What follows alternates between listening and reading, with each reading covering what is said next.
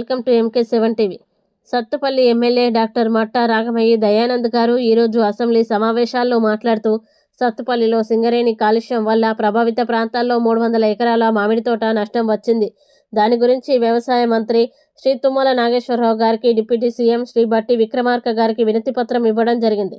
ఆ 300 ఎకరాలని సింగరేణి వాళ్ళు టేకప్ చేసుకుని నష్టపరిహారం చెల్లించాలని, అలాగే కల్లూరు ప్రభుత్వ హాస్పిటల్లో మరియు నర్సింగ్ కళాశాలల్లో సిబ్బందిని పెంచాలని ఆదేశించాలని కోరడం జరిగింది.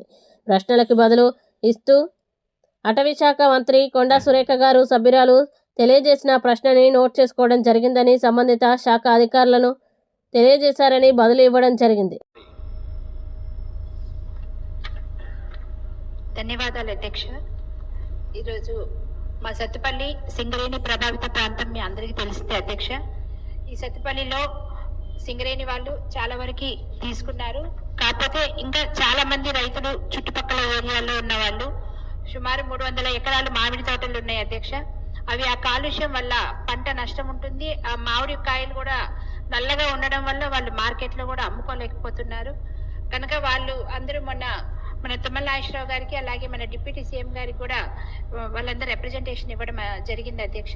అయితే వాళ్ళు సింగరేణి వాళ్ళని ఆ 300 ఎకరాలు టేక్ ఓవర్ చేయడం కానీ లేకపోతే పంట నష్టపరిహారం అన్నా ఇవ్వమని వాళ్ళు తీవ్రంగా ఆందోళన చెందుతున్నారు అధ్యక్ష. దాదాపు 7-8 సంవత్సరాల నుంచి వాళ్ళు పంట అమ్ముడు అవ్వక చాలా తీవ్ర ఇబ్బందులు పడుతూ ఉన్నారు.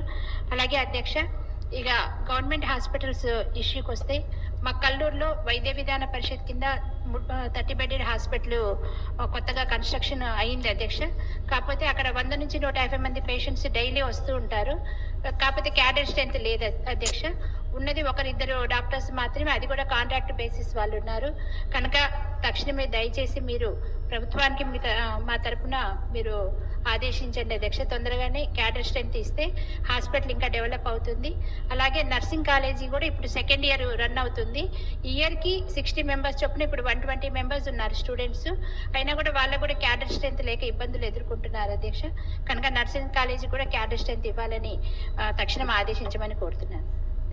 సభ్యురాలు చెప్పిన వివరాలు నోట్ చేసుకోవడం జరిగింది అధ్యక్ష. సంబంధిత అధికారులకు తెలియజేయడం జరుగుతుంది.